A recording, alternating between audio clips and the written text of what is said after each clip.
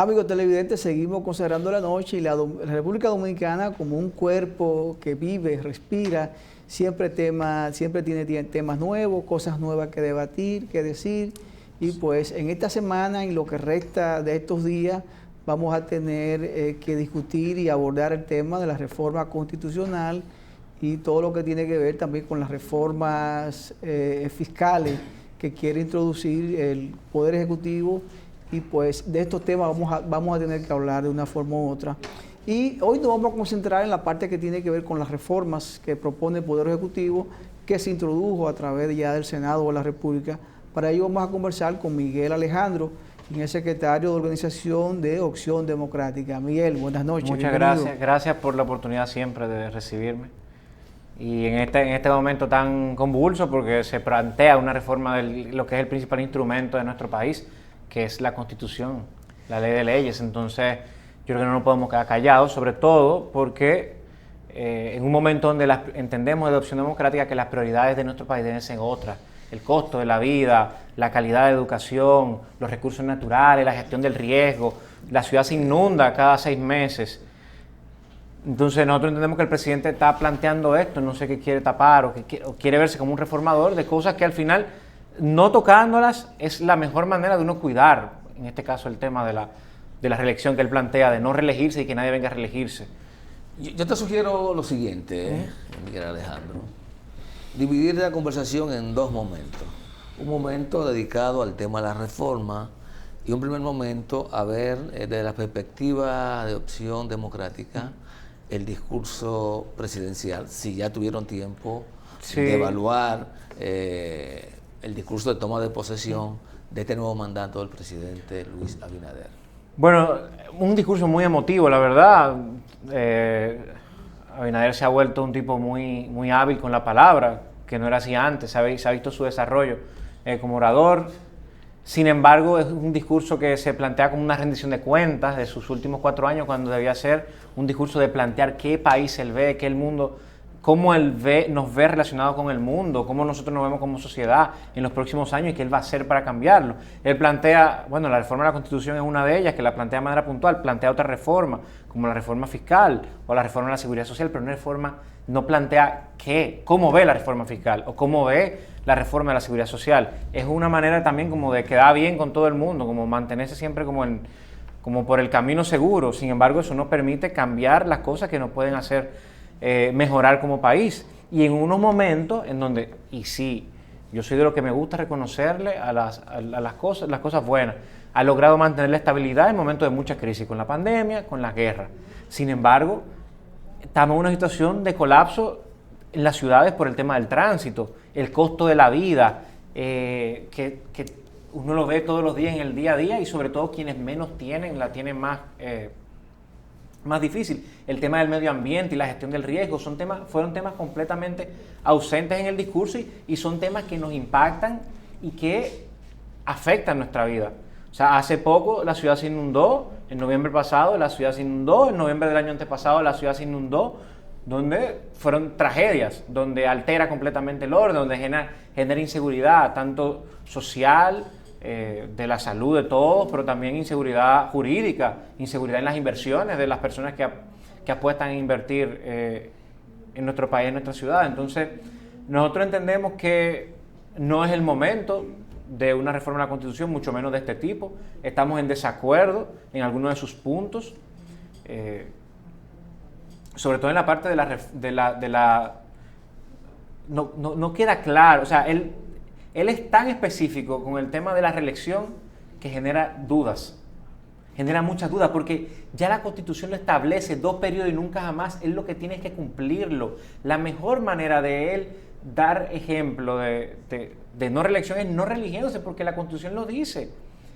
Y la Constitución sí puede ser reformada por otro Congreso o por este mismo Congreso. Entonces todavía no queda claro qué es lo que busca con eso. Y lo otro con la reducción de los diputados, y sobre todo porque se plantea la inclusión de 20 diputaciones nacionales, lo cual las diputaciones nacionales tienen un sentido, 1, 2, 3, nosotros tenemos 5 ahora mismo. Sin embargo, no estamos de acuerdo con que sean 20 diputaciones nacionales. Eso deja a discreción de las autoridades de los partidos a colocar personas que van a representarnos en el Congreso Nacional y que al final nos representan a quienes están en las distintas provincias y circunscripciones, que al final el rol del Congreso es tener representantes de todos los lugares. Y ese argumento de reducción de presupuesto con reducción de diputados no nos parece el correcto, porque si él quisiese reducir presupuesto, lo primero que debería hacer es eliminar el barrilito y eliminar las exoneraciones, que son gastos que son dañinos para nuestra democracia. Es una burla para nosotros como ciudadanos que del presupuesto público se usen fondos primero para privilegiar con exoneraciones sin límite, que un diputado puede entrar a un Lamborghini, por ejemplo, sin pagar impuestos, cuando ningún ciudadano puede hacerlo, y cuando uno tiene que ir al supermercado y pagar impuestos por cualquier cosa, y que un diputado puede entrar a un carro de lujo.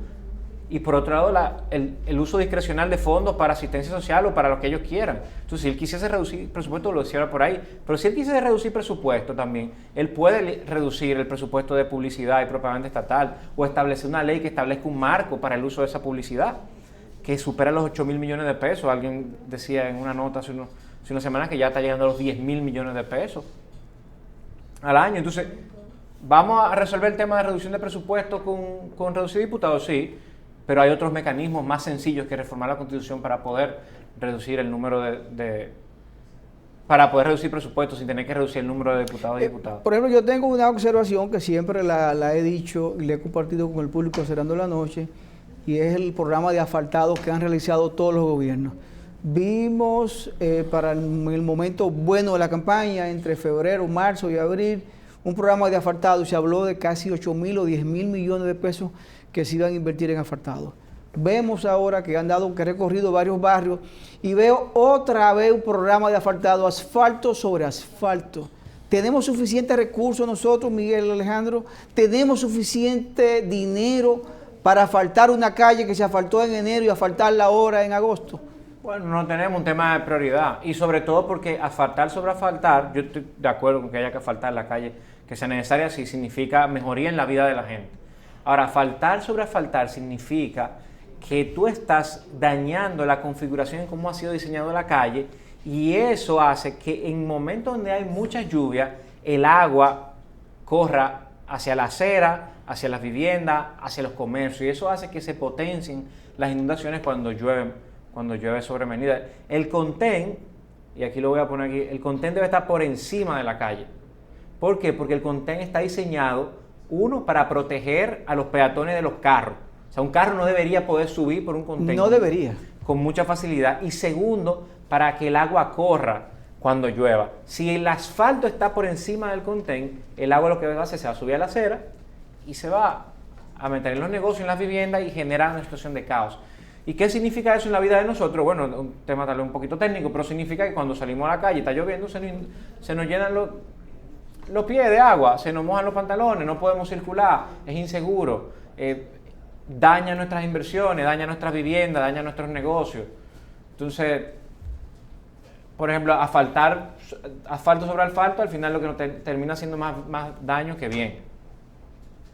Bien, en el discurso el presidente hizo referencia a la meta RD 2036, que se está planteando como la economía dominicana va viento en popa, crecemos cada año, si un dígito menos, uno más, pero la economía se mantiene creciendo, y ha planteado el presidente iniciar un proceso de estudio para producir un conjunto de reformas tendente no solo a duplicar de aquí al año 2036 el Producto Interno Bruto para que llegue a 6% estable, sino también ver todo el andamiaje institucional de cara a lograr una República Dominicana mucho más inclusiva, según ha planteado el presidente de la República. Ya de hecho se creó una comisión que está trabajando en esa dirección. ese aspecto pudo Opción Democrática discutirlo en esta ocasión o con anterioridad, porque no es nuevo, salió creo que hace 1 o 2 meses, Sí. o un mes y medio, Aquí en una lo más, semanal. Lo más importante, y es algo que se ha evidenciado en los últimos 50 años, nuestro país ha crecido muchísimo. Es lo que más crece en la región. Y que en eso estamos de acuerdo, no nos vamos a oponer al crecimiento y al desarrollo de nuestro país. Sin embargo, hay que tener mucho cuidado, sobre todo, en que ese crecimiento se convierta en calidad de vida, se convierta en mejores salarios para que la gente pueda adquirir bienes y servicios, que se convierta, usted lo mencionaba anteriormente en el programa, se convierta en salud de calidad, que los hospitales tengan las condiciones mínimas, que la gente pueda tener acceso a un seguro de salud, que signifique actualizar la tasa impositiva para que quienes ganan menos no paguen tantos impuestos, como el impuesto sobre la renta, por ejemplo, que se le cobra por encima de los 30,000 pesos, cuando una persona que gana 30,000 pesos es una persona que no puede ni siquiera acceder a la canasta básica. Que ese crecimiento se traduzca en educación de calidad, en educación en artes, en cultura, en matemática, pero eso que se represente, que eso llegue a todos los campos y todas las provincias de nuestro país, no se quede concentrado aquí en la Lincoln, en la Churchill, en la Kennedy. Porque sí se nota la evidencia, se nota, es muy evidente. O sea, yo no puedo, sería muy mezquino de mi parte no reconocer el crecimiento de nuestro país en los últimos años. O sea, yo crecí comiendo habichuela y carne y ahora yo conozco comida de la India, de México, de Argentina, o sea, y tú lo ves y eso está ahí en nuestra cara, está en las principales avenidas, está en los restaurantes. Ahora, ¿quién puede acceder a eso? Esa es la gran pregunta que tenemos que hacernos. ¿Cómo nosotros podemos hacer que todos los dominicanos y las dominicanas puedan acceder a bienes y servicios? Eso significa mejorando la condición de los salarios, pero también revisando el tema de los impuestos, que ahora viene una reforma fiscal. El turismo, de que tanto se alardea este gobierno, que habla de los millones de turistas, tiene unos beneficios que fueron unos incentivos en un momento que ya no son necesarios, porque si es tan rentable, ya debería estar tributando. ¿Para qué? Para que las zonas en donde ese turismo se desarrolla puedan ser más sostenibles y se puedan desarrollar para que la gente que viva en esa misma zona pueda vivir mucho mejor. La zona de Verón, de Punta Cana, en Bayahíbe, en Samaná. Quien hace turismo, tú puedes dar cuenta de la misma desigualdad que se da, pero sobre todo porque la ganancia de ese turismo no entra a la renta pública, porque tienen exoneraciones. Pero al mismo tiempo, los salarios más bajos lo tienen quienes trabajan en el turismo.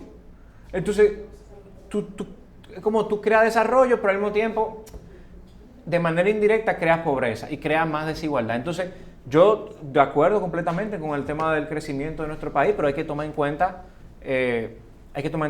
cuenta todas esas variables. Sí, Alejandro, con tu permiso vamos a ir una pausa. Señores, conversamos con Miguel Alejandro, quien es secretario de Organización de Opción Democrática. Luego de la pausa, pues venimos para seguir hablando de este tema de la reforma a la Constitución que introdujo el Poder Ejecutivo a través del consultor jurídico de la República, el doctor Antoliano Peralta. Vamos a la pausa.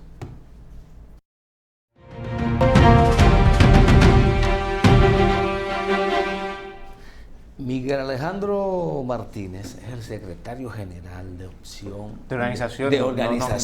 Franiel, todavía hay una convención en octubre.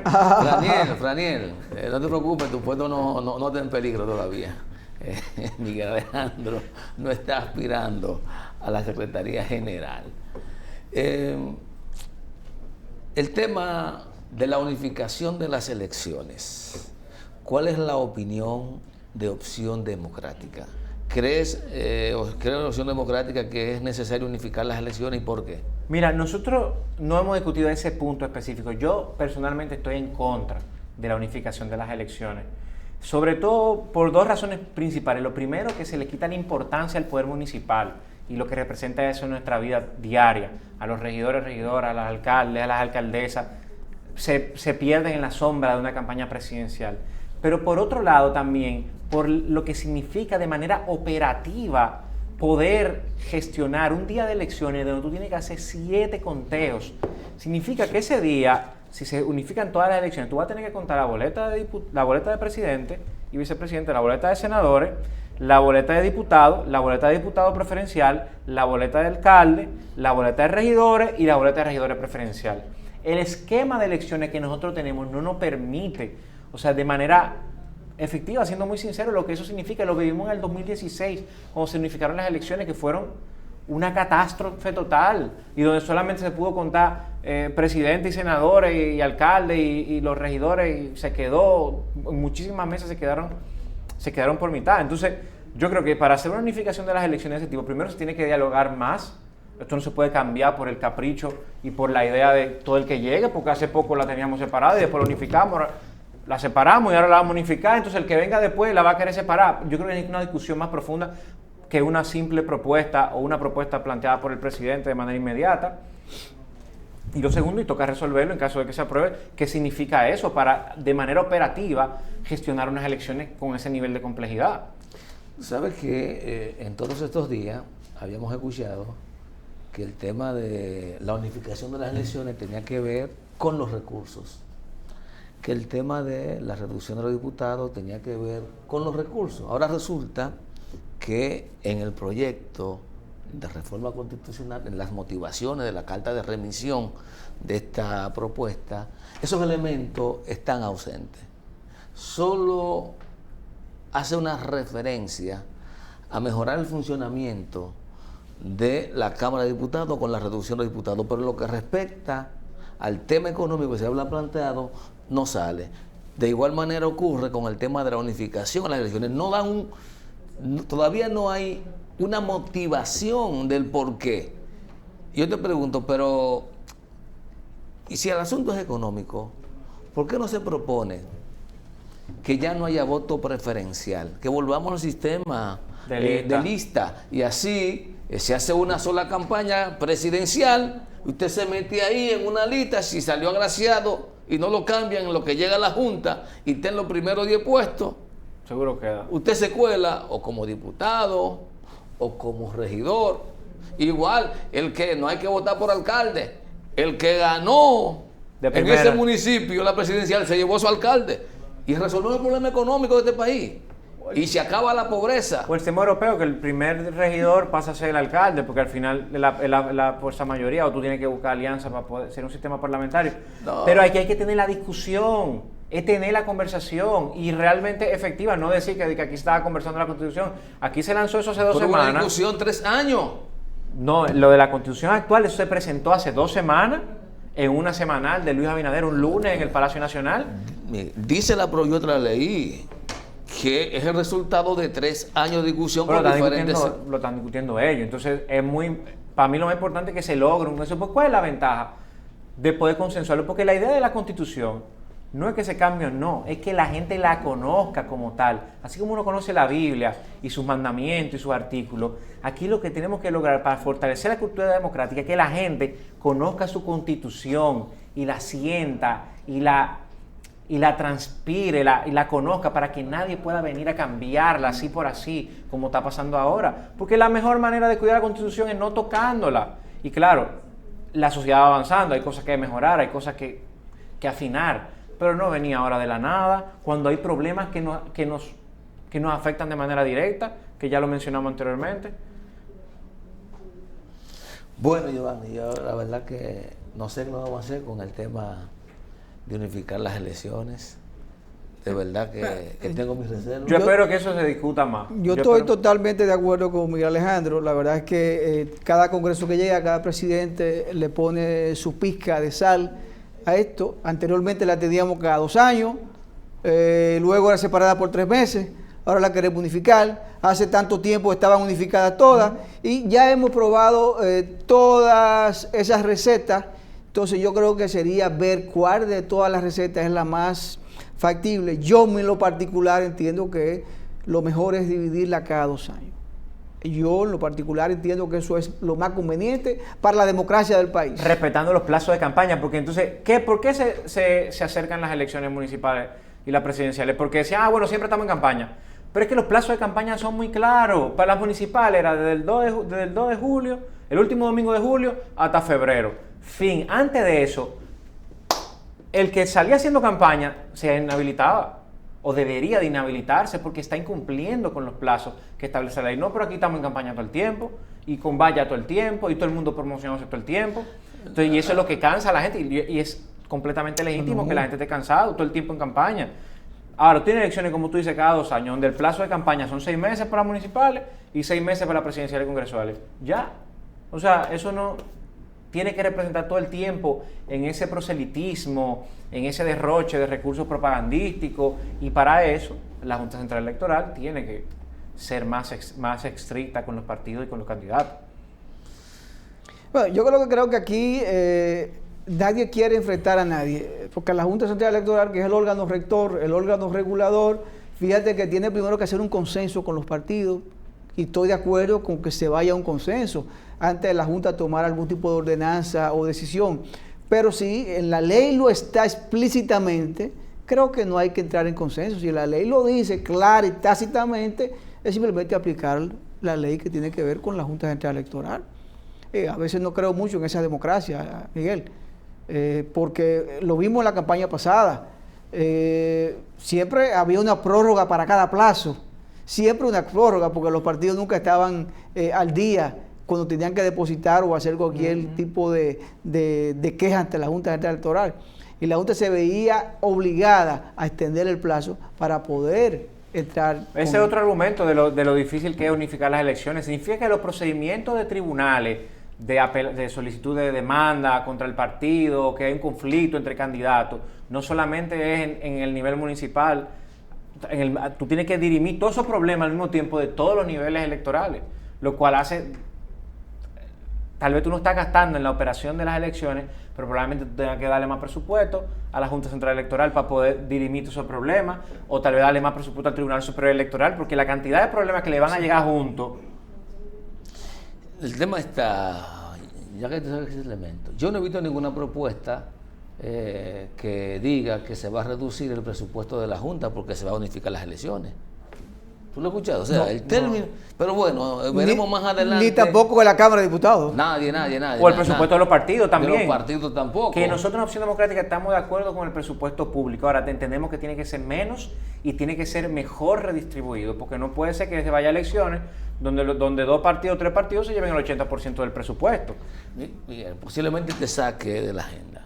Pero quiero saber, antes de irnos, Opción Democrática ya evaluó los resultados electorales. Estamos en el proceso de evaluación, todavía no hay un documento final, porque la estamos haciendo por territorio, primero con los grupos candidatos por nivel y luego en cada uno de los territorios donde tenemos directivas constituidas, y estamos en ese proceso de consolidación de esa evaluación de resultados. El resultado final, ¿no quedaron con ningún representante?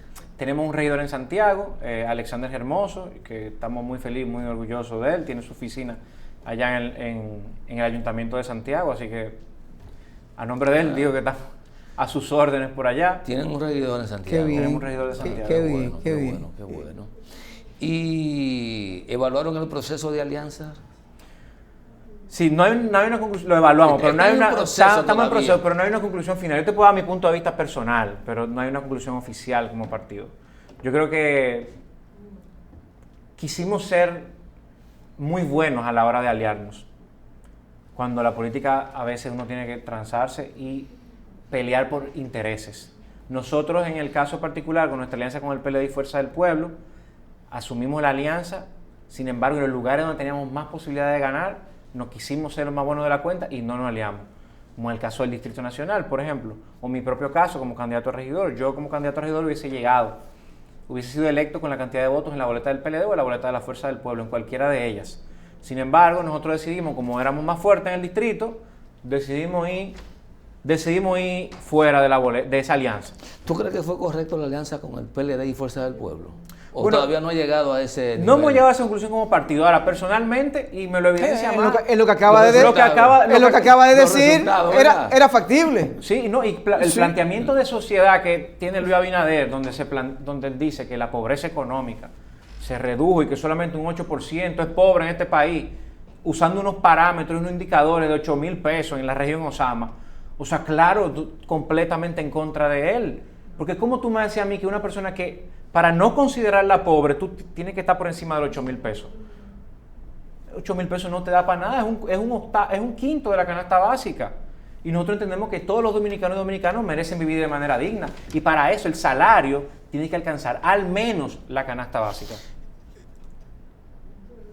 Vamos en otra ocasión. Bueno, Está bien, me invita, Alejandro. yo feliz de venir. Vamos a despedirte por la Vamos a noche de dejarlo hoy. ahí. Faltaron Ya temas, acabamos. pero vamos a tener que despedirte. Gracias. Sí. Y ahora conversamos con Miguel Alejandro Martínez, quien es secretario de Organización de Acción Democrática. Ya todos lo escuchamos. De organización, De que Frank organización. no se ponga guapo. De organización. No, yo no pongo guapo, Frank. Frank. Analizamos algunos puntos de lo que tiene que ver con la propuesta del Poder Ejecutivo para reforma constitucional, pero quedaron todavía temas pendientes, así que los tocaremos en otra ocasión. Gracias, como siempre, este equipo encabezado por Junior Espinosa y quien les habla, Giovanni Almonte, nos despedimos. Y será pues hasta mañana.